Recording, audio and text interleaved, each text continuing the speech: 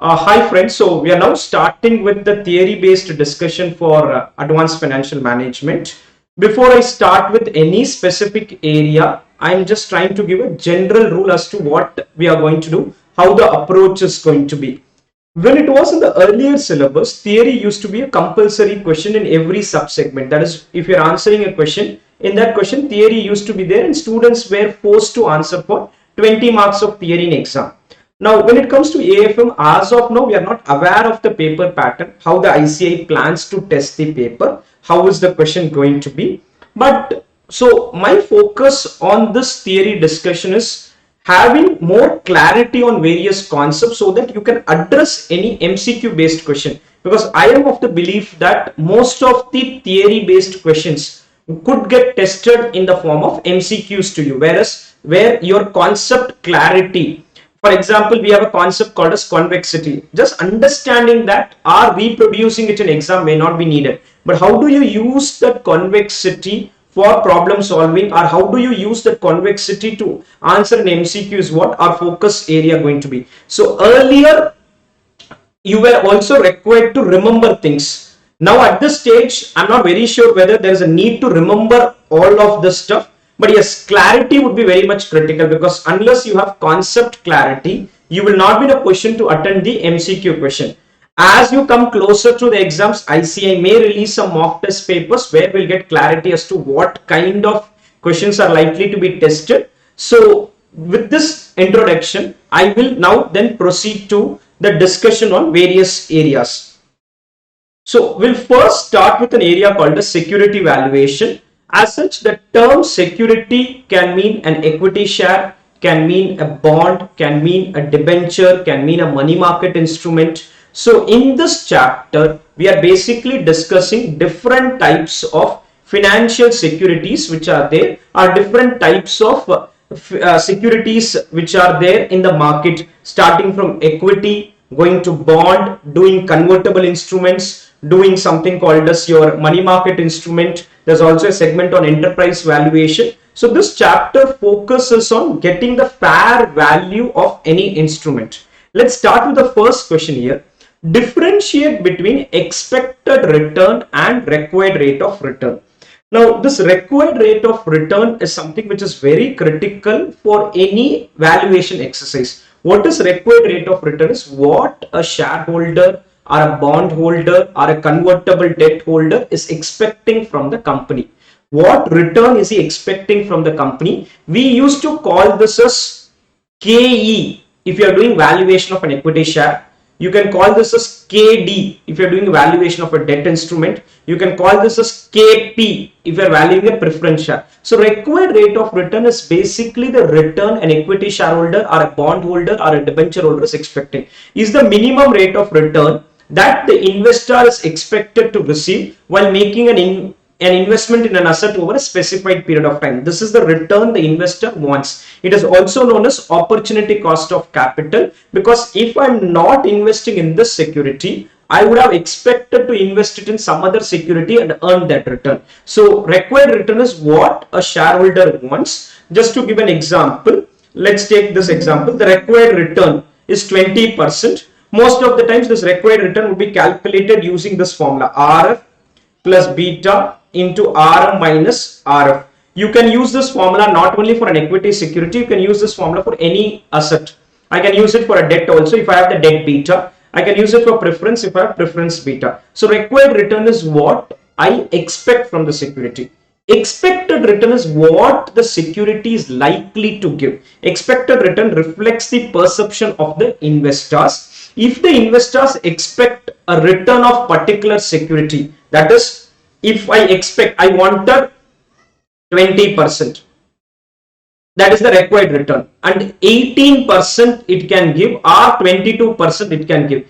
If the security is likely to give more return than what is required, if it is going to give more return than what is needed, I needed 20%. Security is likely to give 22%. If the security can give a higher return than what is needed, that is technically an undervalued security, because it is giving more than what I needed and in the practical world the security is kind of undervalued. On the other hand, if the return is going to be lower than the required return, then it is an overvalued security, because I would like to buy a security which can give me a return which is more than what I need. If I need 18% or if I need 20%, security can give 22%. I am very happy about it. I would like to go ahead and buy such securities. Now, let's take an example. Required return is 20%. Expected is only 18%. It is possible that the security will give only 18%. The gap between this is called alpha. The gap between the required return and the expected return is called as alpha of a security, which can be positive, which can be negative. If it is positive alpha, it means it is earning more than what is needed. In this case, alpha is negative 2%. Negative means it is earning lesser than what is needed. Negative alpha, you should sell such security. You should not buy those security. Negative alpha means you should sell such security, and negative alpha also indicates it is an overvalued security. It is an overvalued security. If we are likely to earn, less than what is needed, I needed 20%, security will give only 18%. There's no point in buying that security. There's no point in buying that security. So I would sell a security which has negative alpha and buy a security which has positive alpha. The difference between expected return and required return is called expected alpha. So this is comparing your expected return and required rate of return. On this IC, I may twist something and ask you in an MCQ form, where a question could come something like this, saying that an investor is expecting a return of 25%. The security is likely to give a return of 22%. I'm expecting 25. That is, expecting means technically it is the required return. What do an equity shareholder wants? Security can give only 22%. The required is 25%. The security can give only 22%. What is the decision you are going to take? Are you going to buy this or sell this? Does it have positive alpha or does it have negative alpha? So similar on these lines, question can ask, if your required is 25 and it can give you only 22, it means it has negative alpha. I am going to sell such security. Next is equity risk premium. Now, it is a known fact that if you invest in equity shares, you are likely to generate higher returns, because equity shares carry more risk. So when an equity share carry more risk, it is likely to generate a higher return. It is likely to generate a higher return. So the equity risk premium is nothing but the excess return which you get by investing in an equity share. What is the other option? I can go ahead and invest money in something called as a government security, which is risk free. Government security does not carry any risk. So just to give an example, government security gives me 10%. Sensex or Nifty gives me 15%. Risk free rate is 10% and market return is 15%. Beta of the security is 2 times. Beta of the security is 2 times. Now CAPM equation, which you learn at multiple places, which says the required return is equal to RF plus beta into RM minus RF. So in this case, it will give me 10 plus 2 into 15 minus 10. 10 plus 2 into 15 minus 10. It will give me 20%. Now what is the equity risk premium is? Risk free will give you 10%. The security is going to give you 20%. That extra 10% is called risk premium. That extra what you earn in excess of the risk-free rate by taking risk. Equity risk premium is the excess return that investment in equity shares provide over a risk-free rate, such as return from tax-free government bond. Option is go with the government bonds. This excess return compensates the investor for taking higher risk. The size of the premium will change depending on how much risk we are taking. Normally, if you take high risk, you get higher premium. If you take low risk, you get lower premium. The formula which they have said is beta of security into market return minus risk-free rate, which is nothing but the same formula I have explained here. You calculate the required return and find out the difference between the required return of the security and the risk-free rate. That gap can be called as risk premium, or you can say it as 2 into 15 minus 10, which is also 10%. Mathematically, both are same formula only. Here, basically, you are not adding RF here. RF plus beta into RM minus RF is the formula for required return. From there, you remove the RF, you get the risk premium. Here, RF is not added. So, technically, this is directly the equity risk premium. The third concept is nominal cash flow and real cash flow. This is an area which has an effect on an item called as inflation. For example, year and cash flow. Every year, I am likely to earn only 100 rupees from an investment. The project is likely to give 100 rupees from an investment, and these are called real cash flow. What is real cash flow? I have not factored in inflation in this. I have not factored in inflation impact. I did a project and I was expecting that every year it will give me 100 rupees of inflow. But now what I get to know, there is inflation in the market. Inflation in the market. Because of inflation, automatically this price will go up. Automatically this 100 will go up because of the inflation. But what do I ultimately get? The real number is only 100. The real number is only 100. But you will be getting a slightly higher cash flow. That is called, this is called real cash flow. What is nominal cash flow? Is adding the inflation impact. So 100 would have become 110 in the first year, 10% inflation. Next year again 10% inflation, it would have become 121, which is 110 plus 10%. The inflation impact, that's an impact of inflation. First year you have to get 100, but inflation added 10%, 110. Next year further inflation impact 10%. Next year again further inflation impact 10%. Like this you can keep going on. The inflation will increase the value or the amount of cash flow. The worth of them does not change. This 110 is similar to 100 if you remove inflation. 121 is similar to 100 if you remove inflation. 133 is similar to 100 rupees if you have inflation. So what concept says is, if you have real cash flow, you should discount it at real discount rate. Real cash flow and real discount rate does not include inflation in its analysis. It does not add inflation in its analysis. Nominal cash flow should be discounted at nominal discount rate or money discount rate. Real cash flow, real discount rate. Nominal cash flow, nominal discount rate. Real cash flow excludes inflation. Nominal cash flow includes inflation. So if you see here, nominal cash flow is the amount of future revenues company expects to receive and expenses it expects to pay out without any adjustment for inflation. When they say without any adjustment for inflation, basically 100 will become 110, 110 will become 121, 121 will become 133, because that is the money you are going to do. Real cash flow means you adjust this inflation or you exclude the inflation. Real cash flow excludes inflation. Nominal cash flow does not exclude inflation. On the other hand, real cash flow shows a company's cash flow with adjustments for inflation. Since inflation reduces the spending power of money over time, the real cash flow is what is going to show the real cash flow or the real effect of the inflation on company's cash flow.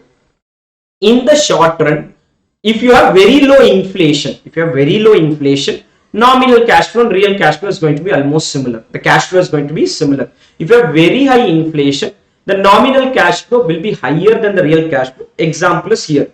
100 vis-a-vis 110, 100 vis-a-vis 121, 100 vis-a-vis 133. The number is going to be on the higher side, but per se there is no major impact. There is technically no impact as such, but yes, from a number point of view, 100 vis-a-vis 110, 100 vis-a-vis 121, 100 vis-a-vis 133. Nominal cash flow is going to be more than real cash flow, but in reality, both worth is same. Real cash flow does not include this inflation, or you basically excluding the inflation impact. Nominal cash flow is one which has the inflation impact in it, that is, you're adding the 10% or you're leaving the number as it is. From nominal you can move to real, from real you can move to nominal, and real cash flow discounted at real discount rate. Nominal cash flow discounted at nominal discount rate. You will be learning this area in an area called as capital budgeting, where you have impact of inflation in capital budgeting, where we do problem solving on this area. Next, what is enterprise value and what are the multiples used in relation to enterprise value? Now, enterprise value is basically the true economic value of a company. I am planning to acquire another company. When I'm planning to acquire another company, I need to pay some consideration. Who and all I'll have to pay consideration? I'll have to pay consideration to equity shareholders because they are the owners of the company. You need to pay consideration to debt holders. You need to pay consideration to debt holders of the company because they have lent money to the company. If you are having controlling stake, you will have to repay their debt or continue with the debt and pay it later, but you will have to give some consideration to the debt holders. You also need to give consideration to minority shareholders. If there are minority shareholders in a company, you are required to give consideration to them as well. So I need to pay so much money to acquire a company. If I want to have full control on the company without any intervention by a debt holder or a minority shareholder, I need to pay consideration to all these people. So let's assume we pay consideration of 20,000, 2,000 and 500. This is consideration which you will be paying. In order to pay the consideration, because I become the owner of the company, in the balance sheet of this company, there can be some cash sitting in. If there is any cash available in the balance sheet of this company, I will deduct that cash because I can use this cash to pay the consideration. So let's assume cash is 5,000. Cash is 5,000. So the gap which you get here is called as the enterprise value or the true economic value of a company. Enterprise value is basically the overall consideration paid or the true economic value to acquire a business. So in order to acquire a business, you will have to pay consideration to equity guys, debt guys and minority interest. All the three needs to be served, and what can be deducted is cash and cash equivalents, because you can use the available cash to pay these guys. You can use the available cash in the company and pay off these guys who are there in the company. Now this is called total enterprise value. There's something called as operating value and non-operating value. Now if I take total enterprise value, I can split this into two: operating enterprise value and non-operating assets. So if you remove the non-operating assets, what you get is operating enterprise value. If you remove the non-operating assets, what can be non-operating assets? If you made some investments, so market value of non-operating assets such as investment in some associates, if it's not related to operations of the company, you can eliminate this. Even in operating enterprise value, I can have core enterprise value and non-core assets, something which is not very critical to my activity. I can remove that and write core enterprise value. So the overall is called total enterprise value, which is equity plus debt plus minority interest minus the cash and cash equivalents which you have, split into operating enterprise value and non-operating assets, split into operating EV and non-operating assets. Non-operating assets can be investment in subsidiaries, associates, eliminate them. Leftover is called core enterprise value and non-core assets. If you remove non-core assets, what you get is core enterprise value, or the core value the real economic value which you calculate related to the core operations of the company. Core enterprise value is operating enterprise value minus value of non-core assets. Now, after computing enterprise value, I can use this enterprise value in order to arrive at a fair value of my company, also arrive at fair value of others in the market. Now, how do we do that? We do it through two multiples. Let's take an example: TCS, Infosys. Enterprise value of TCS is 1 lakh crores. This I want to calculate. I want to calculate what is the enterprise value of Infosys. Now, for that, they are saying there's a multiple called sales. Sales is 10,000. So you can say EV to sales is 10 times. EV to sales is 10 times. This is TCS. You can copy the same multiple for Infosys. Infosys has a sales of 5,000, which means Infosys has a value of 50,000. This is one way of valuing a company. And the opposite company or a peer company has an EV of 1 lakh crores, sales is 10,000 crores. So it had EV to sales of 10 times. I copied the 10 multiple on 5,000. Or let's take example of EBITDA. There's another multiple called as EV to EBITDA. EV to earnings before interest, taxes, depreciation, amortization. EV to sales will be useful if a company is not generating any profits. Most of the startups where they are not generating profits, you may want to value them using EV to sales approach, provided sales is getting generated. Even if sales is not getting generated, then I can't do much. So EV is 1 lakh, EBITDA is 2000, EV to EBITDA is 50 times. EV to EBITDA is 50 times. I copy the same here.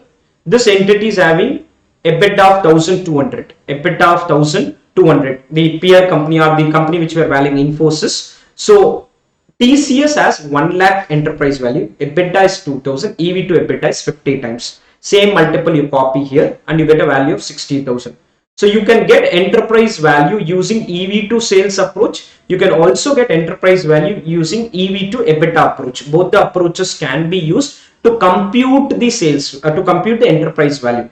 If you are using multiple approaches, the final enterprise value can be taken as average of these two, or if some weights are attached, you attach those weights and proceed ahead. You may say that I want to attach a weight of 2:5, 3:1, 4:1, otherwise take a simple average. So in my analysis, the enterprise value of Infosys is average of 50,000 and 60,000. Average of 50 and 60, which is 55,000. This is a simple way of doing valuation. So enterprise value to sales used for corporates who maintain negative cash flow or negative earning. Technology firms generally use this multiple. Enterprise value to EBITDA. EBITDA is the amount available to both debt and equity holders, because in EBITDA interest is not subtracted. Used for valuing capital intensive. Why capital intensive? Is because there are huge depreciation and you want to remove this depreciation impact, because in EBITDA depreciation is not deducted. An analyst prefers this multiple because it's not affected by the depreciation policy. Not affected by the depreciation policy, because if you are finding that things are not going well, you may want to alter it through depreciation. You want to adjust your EBIT or adjust your EBT. Depreciation policy can adjust it, but EBITDA is not impacted by the depreciation policy of the company. Next is concept of duration of bond. Now duration is nothing but, as a definition, it is the average time taken. It is the average time taken by an investor to collect his or her investment. Let's just take some examples. If you see this example, this is a 5-year bond. This is a discussion on a 5-year bond. This 5-year bond has an interest of 10 rupees. Has an interest of 10 rupees. That is coupon of 10 rupees. And on maturity, you are getting 10 plus 100. On maturity, you are getting 10 plus 100. I'm discounting this also at 10%. I can use any other rate also. I'm discounting it at 10%. And this is the DCF of each year. Now, what this weight means is, what we are calculating here is what proportion of money, what proportion of this 100 rupees, you are going to get 100 rupees from the bond in the next 5 years, present value. What proportion of this 100 rupees comes in each year? 9% comes in the first year, 8% comes in the second year, 7% comes in the third year, 6.8% comes in the fourth year, and 68.3% comes in the fifth year. You get proportion of that 100% which you get proportion in each of the year. What is duration? Is weighted average of these two. It's basically weighted average of year and weights. You are attaching weights to each of the year. In the first year, I get 9% of the money. In second year, I get 8% of the money. In third year, I get 7.5% of the money. In fourth year, I get 6.83%. Fifth year, I get 68.3%. And the weighted average of this is 4.1699 years. That is weighted average of 1 into 9.09 plus 2 into 8.26, 3 into 7.51, 4 into 6.83, 5 into 16. So average time taken for me to get back my money is not 5 years. The total time taken is 5 years, but the average time is 4.1699 years. That is what duration. Average time taken by an investment to collect his or her investment. If an investor receives part of his or investment over the time on specific interval, that is, if you keep receiving some money before maturity, which will happen in most of the bonds except for a zero coupon bond. In zero coupon bond, you get the money only on the maturity. The duration is going to be lesser than the maturity of the instrument. The duration which we calculate is going to be lesser than the maturity of the instrument. Now there's a point says higher the coupon rate, lesser would be the duration. This relationship will be very critical because it can get tested in an MCQ. Higher the coupon rate, lesser would be the duration. Reason is if coupon rate goes up, I'll be getting my money faster. So let's take this as 12. Coupon rate, I'm changing it as 12 and 112. If you see the duration from 4.1699, it has gone down to 4.0740. It has gone down to 4.07 because earlier you were getting 9% money in the first year. Now you are getting some 10% money. So if coupon goes up, duration is going to go down. Duration is also used to calculate volatility. Volatility is basically something which is going to indicate how risky a security is. So if you want to reduce duration, you should try for a higher coupon bond. Higher coupon bond will lead to lesser duration. There are certain factors which impact the duration. First is time to maturity. Today this was a 5-year bond. If I make this as a 4-year bond, if I eliminate the 5th year and make this as a 4-year bond, duration automatically goes down. So duration and life is directly proportional. If life goes up, duration will also go up. If life goes down, duration will automatically go down, because if life is shorter, you obviously get the money faster. So duration is going to reduce in case there is a reduction in the life of the instrument. So this is one part. Duration as compared to life, as compared to coupon rate, I already told you, higher coupon rate. So key conclusion is higher duration, higher coupon, lower duration. If you have higher coupon, you're going to have lower duration. This is two conclusions of the duration concept. Higher life will lead to higher duration. Higher coupon will lead to lower duration. Another factor which can impact duration is the YTM. YTM is the discount rate. Let's take the discount rate to be 12%. The base duration is 4.1699. And let's see if I increase YTM. What happens to duration? So I make it 12%, 1.12. And you see that if you increase the yield to maturity, it will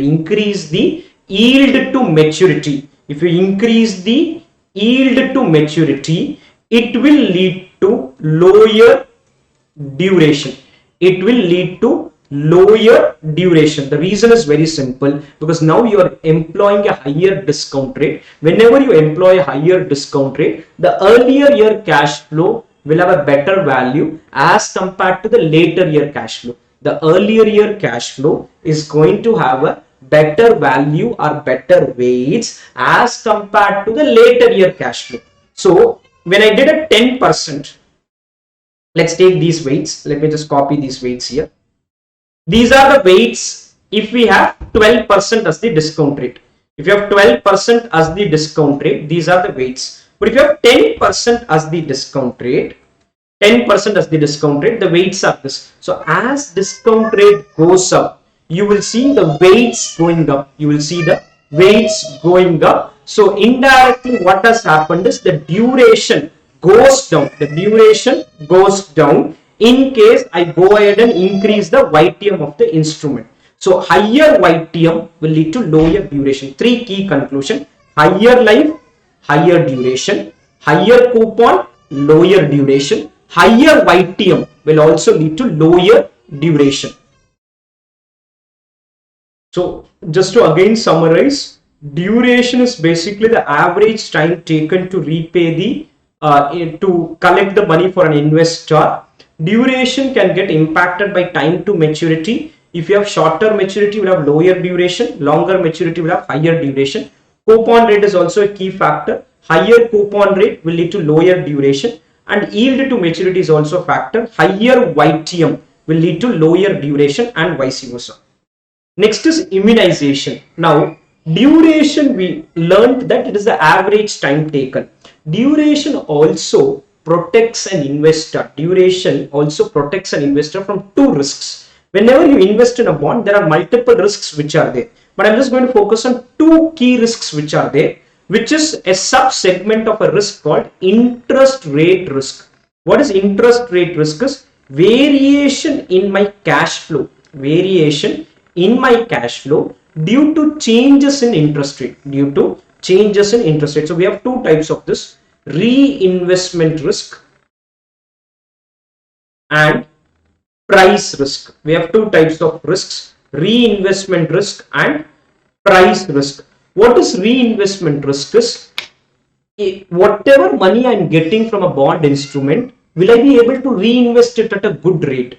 If I'm not able to reinvest it at a good rate, I am affected. So that risk is called reinvestment risk. If you have created an FD, that FD gives you 10% interest, but in the market, interest rates have crashed big time.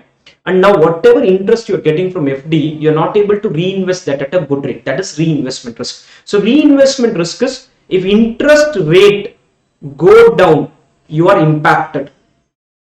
If interest rates go up, you have a profit because you'll reinvest at a good rate. This is a loss. If interest rates go down, it is a loss, and interest rates going up, it is a profit.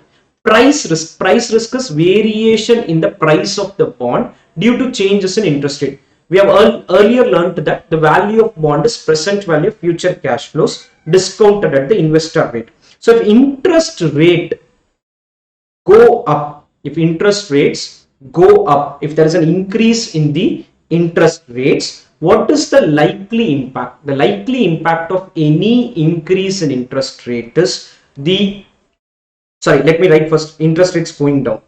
Let me write interest rates going down. Both the sides will write the same thing. So interest rates going down, I will be at profit because the discount rate is going down.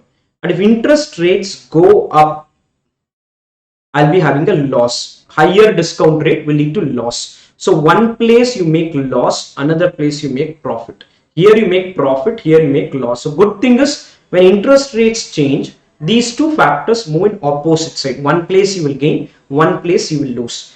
Immunizing is investing your money to the extent of duration of the bond. Whatever money you are investing, you should take out that money. For example, we saw this 5-year bond. In this 5-year bond, the duration is 4.17 years. So my investment horizon, what is investment horizon is how many years I'm going to keep the money.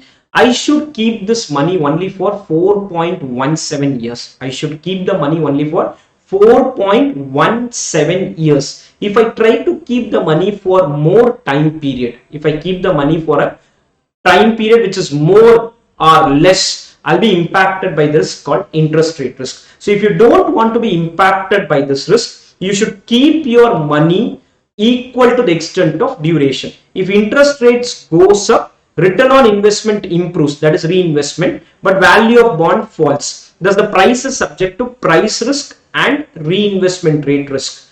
Further, with changes in interest rates, these two risks move in opposite direction. I showed you profit, loss. Immunization in such a manner that the effect of these two risks will offset each other. Profit from one risk is equal to loss from the other risk. Immunization happens if the duration of the portfolio, is equal to the period, for which the investment is being made by the investor, I need money after 10 years. Please find a bond or a portfolio of bond which has duration of 10 years. You need money after 15 years. Find one bond or a portfolio of bond which has duration of 15 years. That is what immunization is all about. Explain different types of yield curve. What is different types of yield curves? Let's first draw an yield curve. Let's take year and yield. 1 year interest rate is 7%. 2-year interest rate is 7.5%. 3-year interest rate is 8%. 4-year interest rate is 8.5%. I went to the bank and asked the FD rate. He gave me this FD rates. What is yield curve? Is putting a graph for this: 1 year, 2 year, 3 year, 4 year, 5 year, 7%, 7.5, 8, 8.5, 9. So it can be like this. Or it can be in different ways also. So yield curve is basically a graph. It's basically a graph which is plotting the interest rates, in a graph with the time period being on x-axis and the interest rates being on the y-axis. The graph can be upward sloping, which means the interest rates are going up. It can also be downward sloping. It can be reversed. That is, you start with 9, become 8.5, 8, 7.5, 7. Or the graph can be flat. What is flat is 7, 7, 7, 7, 7. Does not change. Or it could be random. That is 7, becomes 8, becomes 8.5, becomes 7.5, becomes 6. So it can be like this. It can be random. It can either be an upward sloping, which is interest rates going up. It can be a downward sloping, which is interest rates going down. It can be a flat rate where there is no changes at all in the interest rate, or it can be a curve where it is random kind of movement. So yield curve, the term structure of interest rate. What is term structure is this. 1 to 5 years, what are the interest rates? Is known as yield curve. Shows how YTM is related to term of maturity for bonds which are similar in all respect except maturity. 1 year bond, 2 year bond, 3 year bond, 4 year bond and 5 year bond. Upward sloping, long term interest rate, 5-year interest rate is more than 1 year interest rate. This is the normal curve. A normal is an upward sloping one. A normal is an upward sloping one, where what happens is your interest rates will only keep moving up. 7, 7.5, 8. It may not move up that much. In fact, I had shown you in the class an yield chart. Let me just show you that again. This is the yield chart I was showing you. This is Government of India yield chart. 1 year is 6.92, 2 years is 7.00, 3 years is 7.04, 4 years is 7.07, 5 years is 7.076. So small changes is there, but it is upward sloping. It is going up. The interest rates are going up. So long-term interest rates are more than short-term interest rate. It's called upward sloping. Downward sloping is long-term interest rates are lower than short-term, and this is equal to short-term. It is equal to short-term. Humped curve is basically initially it increases, then it decreases, then it may again increase. So there is no proper pattern which is there. That is called humped curve. Upward sloping is called normal yield curve. Downward sloping is called inverted yield curve. Normally, you will see the yield curve to be upward sloping. Normally, you will see it to be upward sloping, where interest rates will keep moving up. Interest rates will keep moving up with the increase in the duration of the bond. The interest rates will keep moving up with the increase in the duration of the bond or the life of the bond. So here, first year 7, second year 1 year yield is 7, 2 year yield is 8, 8.5, up, sorry 7, 7.5, 8, 8.5, 9. So upward sloping is going up, downward sloping is like this, flat is like this, and the other one is it goes up and then it goes down. That is called humped yield curve. That is called humped yield curve. Upward sloping is the normal one, downward sloping is the inverted yield curve. Okay, let's now move to the next one, which is on term structure theory. What is this term structure theories? When you saw yield curve, you saw that long-term interest rates can be more than short-term interest rates. It can be lesser, it can be equal, it can upward slope, it can downward slope. So this relationship between these interest rates is being explained with this theory called as term structure theory. So the term structure theory explains the relationship between interest rate or the yields and the different terms or maturity. There are three theories which are there. One is expectation theory. What expectation theory is saying is, if you can, according to this theory, you can use the long-term interest rates, the long-term interest rate, which is 3-year yield, 4-year yield and 5-year yield, and you can use them to forecast the short-term interest rates of the future. When you would have solved problems, you would have learned something called as FRA 1/2, FRA 2/3. That is predicting the future interest rate, future value factor for 2 years by future value factor for 1 year minus 1. So using the long-term interest rate, you can forecast the short-term interest rates. What liquidity preference theory is saying is, the long-term interest rates will have to be always higher than short-term interest rate. Liquidity preference theory is basically justifying an upward sloping yield curve. According to this theory, the long-term interest rate should always be higher than the short-term interest rate. Now, why is that to happen? The reason is, long-term instruments have higher risk, and because of that higher risk, you need an extra premium, because these guys are postponing their consumption of money. They're postponing their consumption of money and they're sacrificing for a longer period of time. If you are not consuming money for 1 year, then that is a 1 year interest rate. If you're not consuming it for 5 years or 10 years, that is a long-term interest. So I'm investing in a 5-year bond. I cannot use that money for 5 years. I'm investing in a 10-year bond. I cannot use that money for 10 years. So when you don't use the money for a longer period, you need a higher compensation. So they need a higher compensation, and there will be a positive slope. Positive slope is upward sloping. Market segmentation theory or preferred habitat theory went ahead and said very simple thing.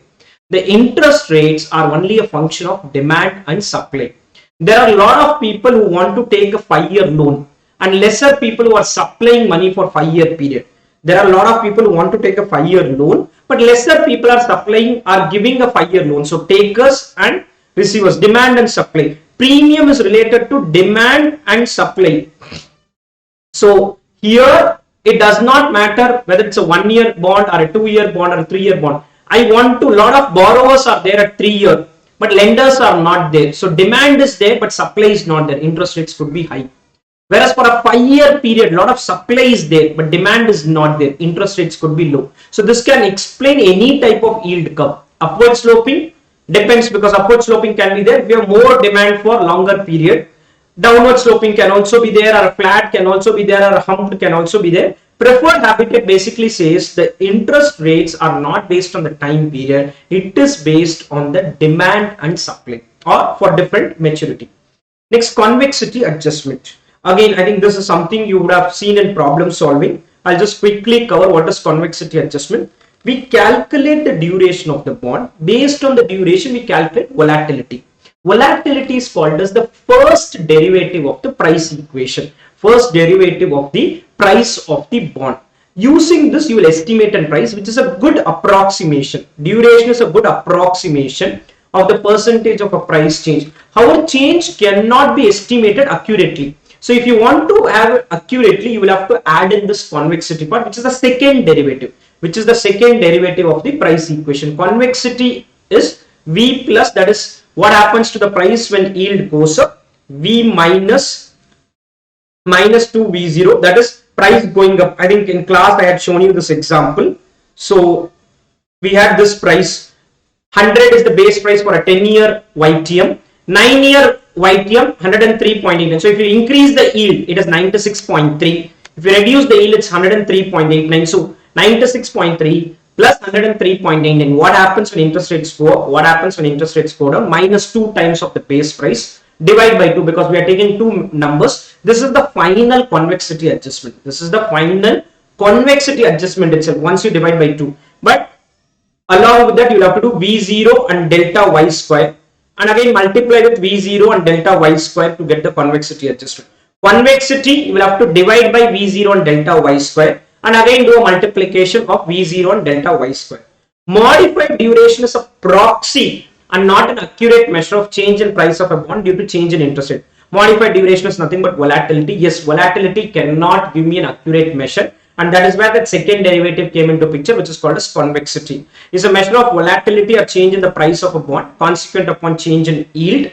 It assumes a linear relationship, and because it's not an accurate measure, because of this convexity part, in fact I had showed you this graph which was there. In ICI material you had this graph which was explaining this. This is the actual price movement, whereas the price movement as per the modified duration formula is that shaded lines, and you see a gap there. That gap is the convexity. This is the actual relationship. This is as per modified duration, and there's a gap. That gap is technically called as convexity of the bond. The gap is technically called as convexity of the bond. Risks are inherent and integral part of the market. I can cover this question ideally even in a portfolio management chapter. Risks are basically part and parcel of market investment. Whenever somebody is investing in equity market, there are going to be risks attached to it. There are two types of risk. One is called systematic risk and unsystematic risk. Unsystematic risk and systematic risk deviation we learn in portfolio management, but systematic risk is going to be there, and that exists because of market, and it will affect everyone in the market. If markets are in bullish trend, all stocks may start moving up. If markets are in bearish trend, all stocks might start going down. A general rise is referred to as bullish trend. General fall is referred to as bearish trend. So share market will keep having this bullish and bearish trend, and our company will also have this bullish and bearish movement. So that is technically called as risks which are inherent to a security or which are inherent in the market, technically called as systematic risk. Differences between systematic and unsystematic we will learn in portfolio management chapter. What is reverse stock split? Explain the reasons for reverse stock split. Just to explain this, I'm going to show you a practical scenario where you'll understand the importance of reverse split. Now, this is the price of MRF Limited. 1,02,617 is the value per share. I want to buy shares of MRF. But I have a problem. The problem for me is that I have budget of only 20,000 rupees for one shares. That is, I plan to buy shares worth rupees 20,000 of any single company. If I'm buying TCS, if TCS is at 1,000, I'll buy 20 shares. MRF unfortunately is at 1 lakh rupee. I cannot buy MRF. Because my budget is, lot of people budget would be 10,000, 20,000, 30,000 in a single share. So MRF has this problem for me where I'm not able to buy the share. Because the price is at 1,02,000. If I want people to buy MRF, I can do a split. or a reverse split. So split is what first I'm explaining. Split is making this 1,02,000 into smaller shares. That is called split. Reverse split is smaller shares becoming into a bigger value. So in order to make the product tradable in the market, I'll do split. Reverse split will remove the liquidity. Reverse split is a process whereby company decreases the number of shares outstanding by combining current shares into fewer or lesser number of shares. In MRF, if I do reverse stock split, then 5 shares of 1 lakh rupee will become 1 share of 5 lakh. So here things are going to be more difficult for us to buy. MRF is a good example for split. There can be other security which is at just 5 rupees, 10 rupees, you can do a reverse split. Does not result in change in market value or market capitalization, but it results in increase in price per share. Considering the above mentioned ratio, if you have 100 million shares before split, the number of shares will be equal to 20 million after the split. Now, why would I want to do this? In the practical world, there is something called as a penny stock. What is penny stock is, if the price of the shares goes below a limit, normally less than 5 rupees, less than 10 rupees, less than 1 rupee, all these are called as penny stock. You want to improve the image of the company, you will do a reverse split and make 5 shares of 1 rupee or 5 shares of 10 rupees can become single share of 50 rupees. That is called reverse split process. Or attracting institutional investors or mutual fund, because these guys would not want to buy a share which is a penny stock. They do not want to buy a stock which is a penny stock. So if I want to attract these people, I will have to do a reverse split, avoiding removal from constituents of index. There's something called as an index. Nifty is an index, Sensex is an index, small cap index is there, mid cap index is there. So many companies form part of this index. If our value per share is very low, it is possible that they may remove the share from the index. So if you want to avoid this, you may do that. And also, if the price goes below a limit, you may do delisting. That is the BSE or NSE will say, we are not going to allow trading of this company anymore. Please remove it from our exchange. So in order to avoid delisting, in order to avoid the tag of a penny stock, in order to attract institutional investors, in order to avoid the removal from an index, I may do a reverse split. When will I do a split?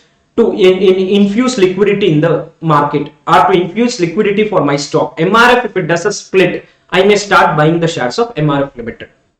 But today I don't want to buy because the value is at 1 lakh.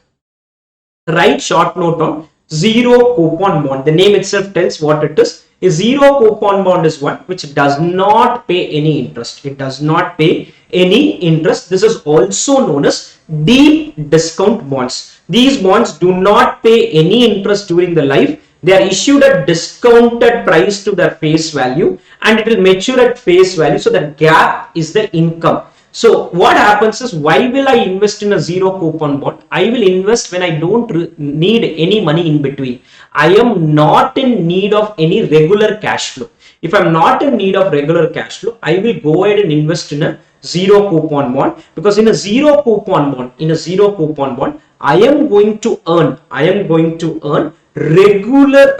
to get one lump sum amount, because I don't need any regular money. When I'm not in need of regular money, I'll go ahead and do my investment in a zero coupon bond. I'll be receiving one lump sum payment equal to the initial investment plus the interest which is accruing. Technically it's called zero coupon, but the interest is getting on accrued. There is 0% interest, they say, but you still earn return on it, because everybody who invests in a security needs to earn return, which is called YTM. Zero coupon bonds can be issued by banks, government, private sector companies. If corporate sector is issuing, if they have default risk or if they're a risky company, you will get higher interest also, because if they're a risky company, you're going to get higher interest. So zero coupon bond is basically an instrument which does not pay any interest during the life of the bond. So logically, duration of a zero coupon bond will be equal to the life of the bond, because the bond only pays interest on the last day. So this is on zero coupon bond. Next is on arbitrage pricing theory. This is a theory which is similar to CAPM, capital asset pricing model. Capital asset pricing model has said required return is equal to RF plus beta into RM minus RF. What arbitrage pricing theory is saying is the required return can only not be dependent on beta. There can be multiple factors. So we say RF plus factor 1 into risk premium. What is risk premium? Is technically the extra return which you need. Factor 2 into risk premium. Factor 3 into risk premium plus factor 2 into risk premium plus factor 3 into risk premium, and it goes on. So arbitrage pricing theory is going to tell what is the required return by using this formula. Is used as an alternative to capital asset pricing model. While CAPM formula helps to calculate expected return, APT uses the risky assets expected return number of macroeconomic factors. It is on multiple factors which can be taken into consideration. What are the multiple factors you can take? You can say GDP growth, you can say inflation, you can say interest rates, you can say monsoon, you can say rainfall. So multiple factors are taken into picture, and based on that, required rate is RF plus beta 1 into RP1, beta 2 into RP2, beta 3 into RP3, beta 4 into RP4, and it goes on like this. You are considering multiple factors. Risk premium for multiple factors needs to be considered. Here an example is interest rate and growth rate. Sectoral growth rate and interest rate are the two factors in this example. You can have multiple factors which can impact. Practically APT is not followed much. CAPM is the preferred one, because CAPM is easy to validate and easy to calculate. Getting risk premium for every factor can be difficult. APT theory is also learned under portfolio management chapter.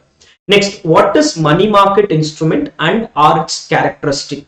Money market instrument is basically a market for short-term securities, basically less than 1 year. Money market instrument is used for meeting the short-term funding requirements of corporates and banks, normally for less than 1 year. So shorter duration, large volume. The interest rates are deregulated. What is deregulated is the interest rates will mostly be decided by the borrower and the lender through a negotiation process. They should be highly liquid. Why highly liquid? Because these instruments will have to be converted back into cash or will have to be redeemed within a year, and normally safe investments, because in a money market you will not want to have any default risk for a shorter period. Default risk should ideally be not there, and that is why these are normally safe investment. We have multiple different types of money market instruments. First is call or notice money. First, let's explain what is call money. Call money is basically money lent or borrowed for an overnight period, which can be called back on a call.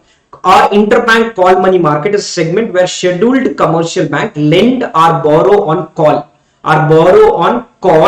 So I'll lend or borrow for only one night, or it could be for a shorter notice, which is around up to 14 days. This is if I have some surplus or deficit on a daily basis, I may want to do it. Under notice money market, it is basically call money market is basically for overnight, Notice money market is 2 to 14 days. 2 to 14 days is the period.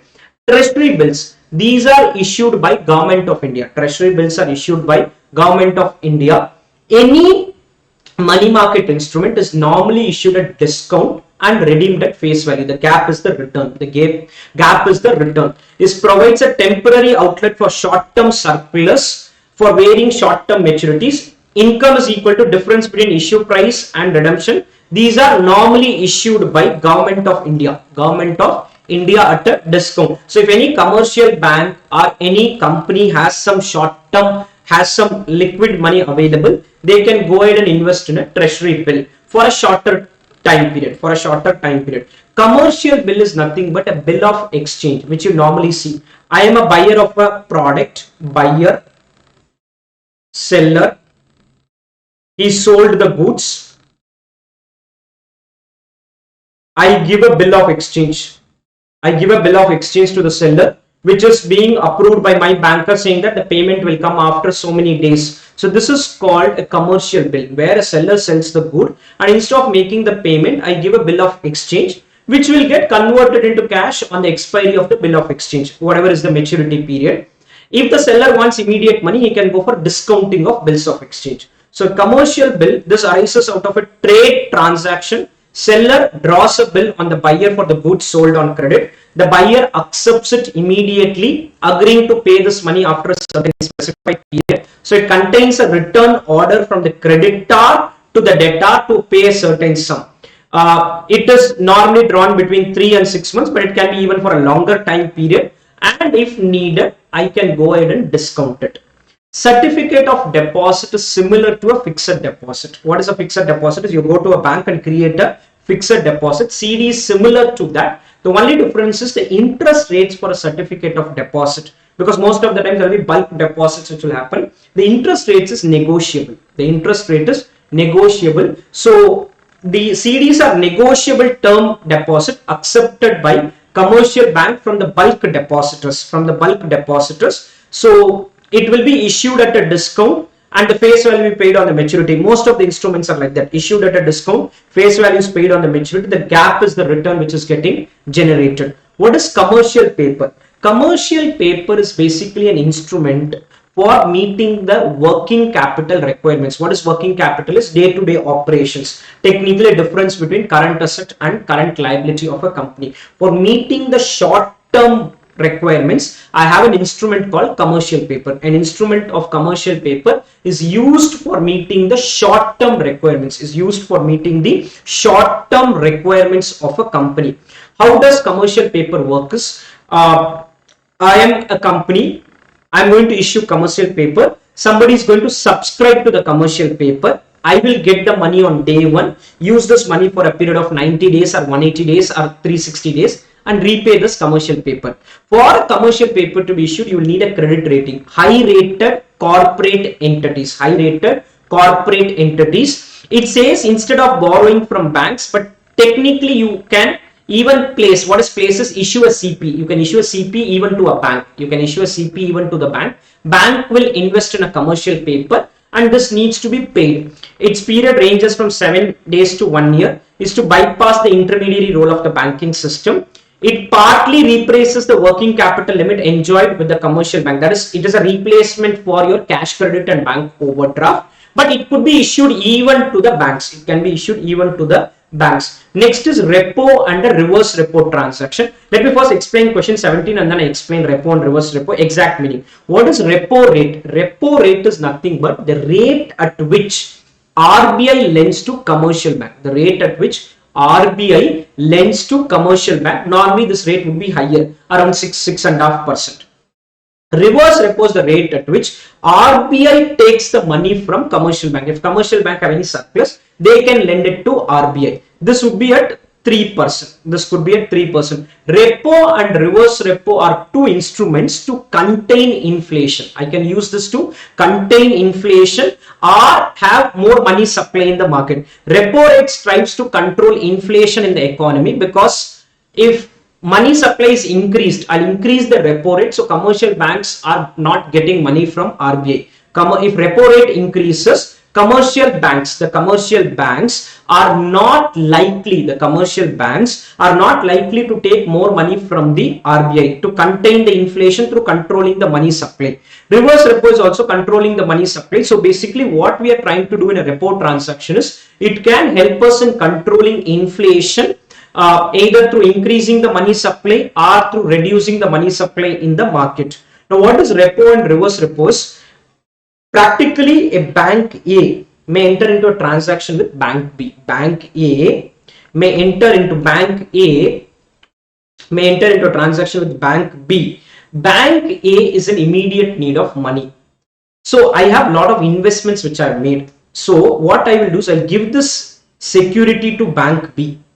What is the security I can give? Maybe a GOI bonds, or maybe a not a treasury bill, but some long-term debentures, some non-convertible debentures. I give the security to bank B, and bank B will lend money to me.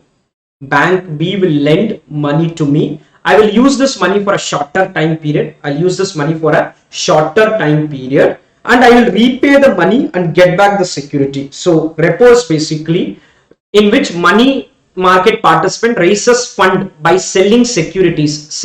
It's not selling security, it is lending the security and simultaneously agreeing to repurchase the same, agreeing to get it back after a specified period at a specified price, which will include the interest. This is also called as a ready forward contract. Why is it called ready forward contract? Is you're entering into a contract to get it back. You're entering into a contract to get this security back, because it involves funding by selling securities and repurchasing them on a forward basis. Then next is on valuation. When I say valuation, it is more on the role of a valuer.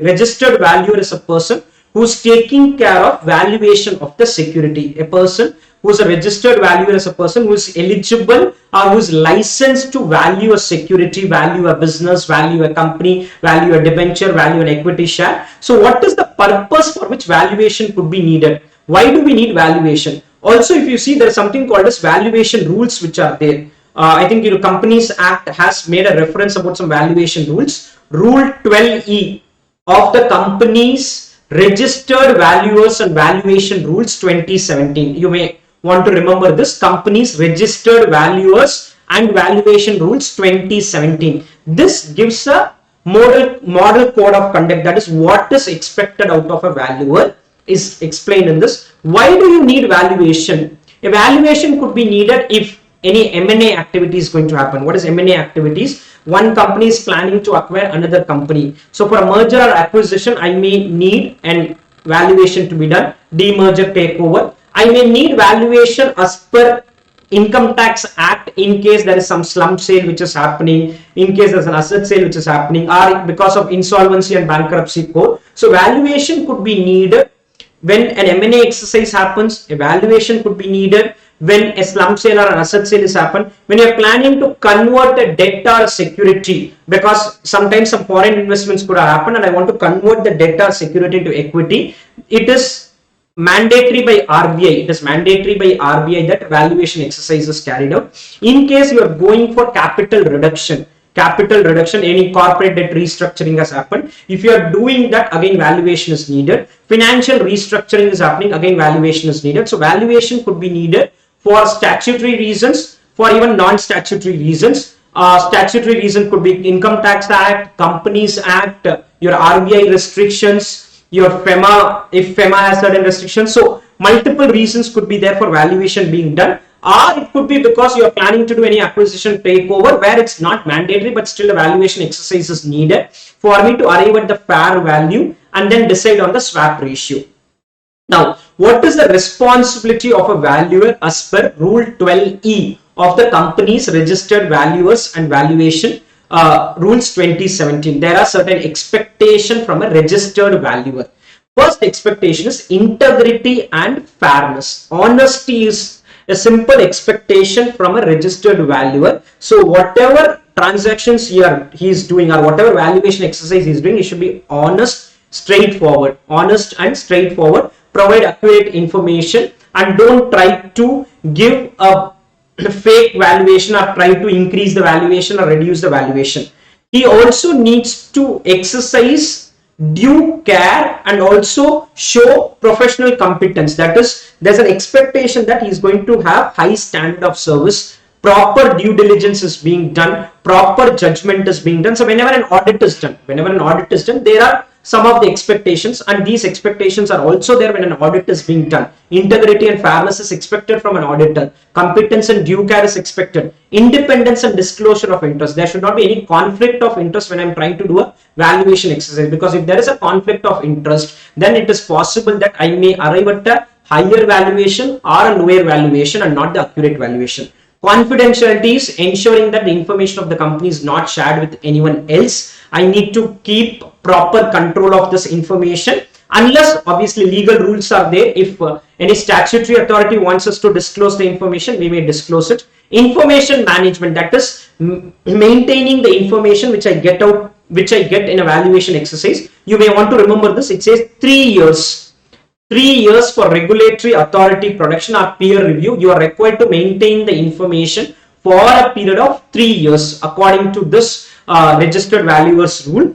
Gifts and hospitality is basically I should not take up any expensive gift, because if I am accepting an expensive gift, then it may undermine my independence. Or I am getting some advantages which may lead to not right valuation, because my independence is getting compromised. Remuneration and cost is I should be paid reasonable remuneration. That reflect my work. I should not try to get a very high remuneration or charges, because if you are trying to get something more than what is fixed, you may again try to, when you are doing your valuation, you may compromise on your valuation which is being done. Occupation, employability and restriction. What this means is I should not accept too many assignments at a time. A valuer should avoid accepting too many assignments, because if you accept too many assignments, what will happen is you will not be able to give your best to every assignment which is being done.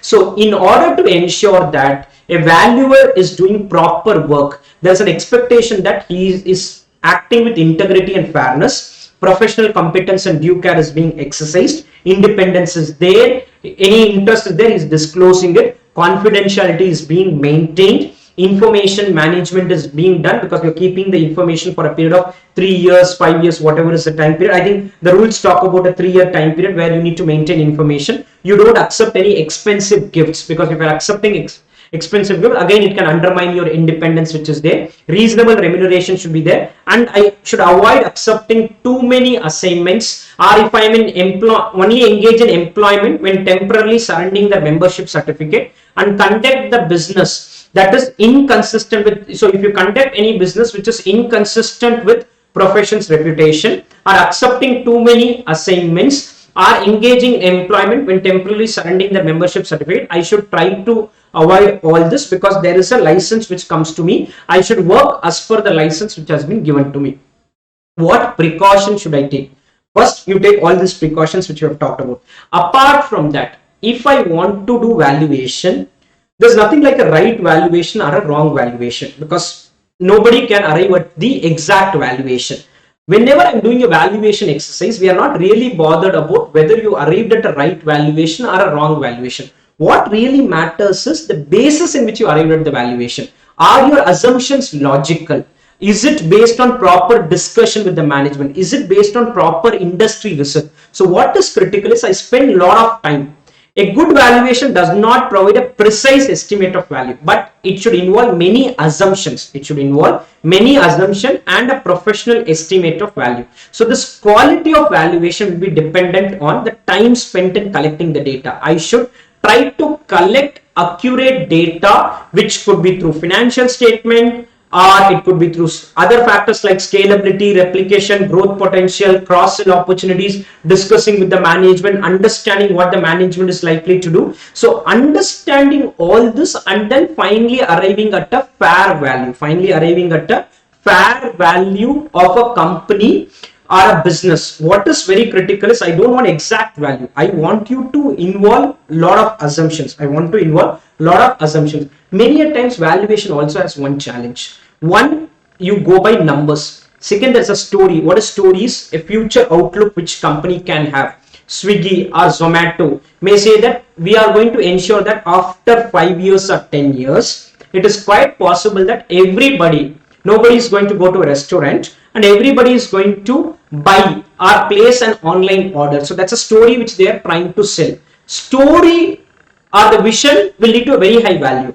The numbers may or may not support it. Somewhere when I'm doing valuation, I will have to ensure that I take a middle ground between these two concepts. I don't give too much importance only to numbers, and I also should not give too much importance to the story which is being said. Try to ensure that you give effect to both the parts, that is the base numbers which are there, apart from that the future outlook or the future story which the management is planning to sell. So in this chapter, what we learned initially is the difference between expected return and required return. Required return is the CAPM return. Expected return is basically the return which is likely to come. The difference is called alpha. Positive alpha means buy the security, negative alpha means sell the security. Equity risk premium is the excess return which you generate by investing in an equity share. Difference between the risk-free rate and the return of the security can also be called as beta into RM minus RF. Nominal cash flow is basically including the effect of inflation. Real cash flow is excluding the effect of inflation. Nominal cash flow will be discounted at nominal discount rate. Real cash flow at real discount rate. Enterprise value is the final value or the core value of the company. Enterprise value is arrived at by calculating the consideration which you pay to debt guys, equity guys, minority interest, and deduct cash. From this, you can split the core total enterprise value into operating enterprise value and non-operating asset. Operating enterprise value can be split into core enterprise value and the other item called as non-core asset. There are two multiples which we work with. One is EV to sales and second is EV to EBITDA. Duration is basically the weighted average time period in which an investor gets back the money. Duration is dependent on multiple factors. Time to maturity, longer bond will have longer duration, shorter bond, shorter duration. Coupon rate, higher coupon will have lower duration and lower coupon will have higher duration. Yield to maturity, it is also dependent on yield to maturity. Higher YTM will lead to lower duration and vice versa. Immunization is protecting ourselves from the interest rate risk, which is two types of risk, price risk and reinvestment risk. I can protect myself from this if I ensure that the time period of my investment is equal to the weighted duration of the bond portfolio. Yield curve is basically a graph which is explaining the relationship between different time period and the yield which is there. It can be upward sloping where long-term interest rates is more than short-term. It can be downward sloping where long-term is lesser than short-term. It can be flat where both are equal, or it can be humped where interest rate may increase and then may decrease. Term structure theory is basically trying to explain this relationship of upward sloping, downward sloping, or a flat or a humped with its own logic. Expectation theory says long-term interest rates can be used to forecast the short-term interest rate or forward rates. Liquidity preference theory says long-term interest rates will have to be higher than the short-term interest rate. Reason is preference for liquidity, or I'm compensating for a longer period, so longer risk, higher return.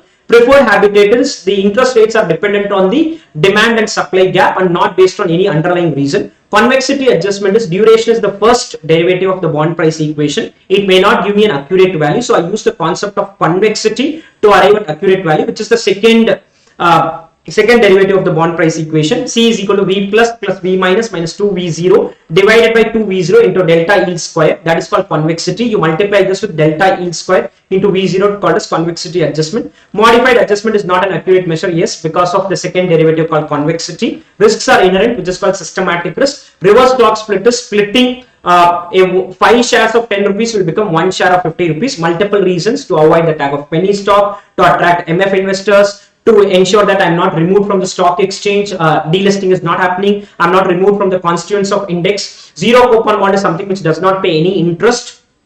Arbitrage pricing theory is an alternative for your capital asset pricing model. APT is equal to RF plus beta 1 into risk premium of factor 1, beta 2 into risk premium of factor 2, and goes on. Money market instrument is basically market for short-term instruments. These are having shorter duration, large volume, highly liquid. The interest rates are kind of deregulated. There are different types of instruments. Call money, where there's an overnight borrowing. Notice money is 2 to 14 days. Treasury bill is by Government of India. Commercial bill is a purchase or a sale transaction between a buyer and seller.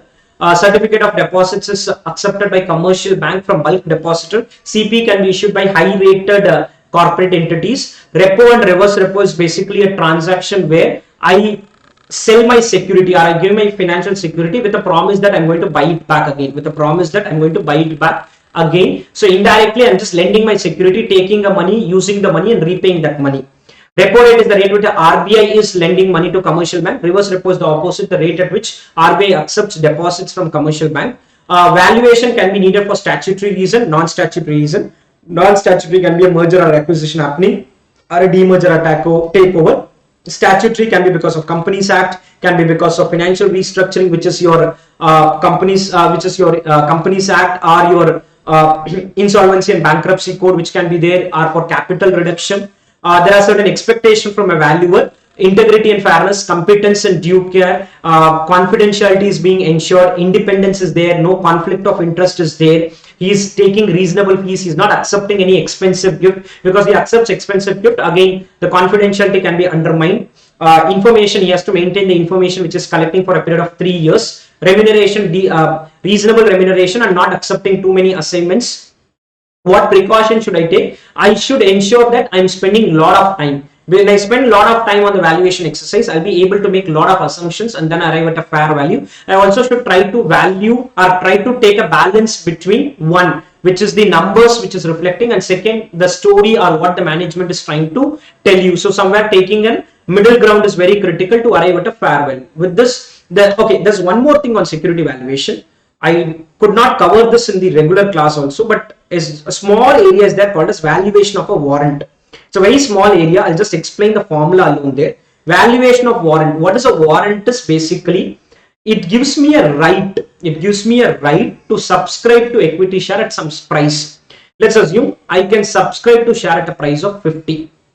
And one warrant can give me 10 shares. One warrant can give me 10 shares. So I can subscribe to one equity share. I can subscribe to one equity share at a price of 50. So one at a price of 50 per share, and one warrant can give me 10 equity share. Now, what can happen is, the theoretical value of a warrant is whatever is the market price. If price is 80 and you are going to pay only 50, the gap is the value of one warrant at a per share level. But one warrant is having 10 shares. One warrant is having 10 shares. So the value of a warrant is technically whatever is the market price today, subtract the exercise price which is there, and the difference is kind of saving for us into the ratio which is being used. This is also technically like a call option which you will learn in derivatives, but current market price, which can be 80, 90, 100, minus the exercise price which you are going to pay, into the number of equity shares convertible with one warrant. That will give you the value of one warrant. With this, I am ending. If there are doubts, you can just message me.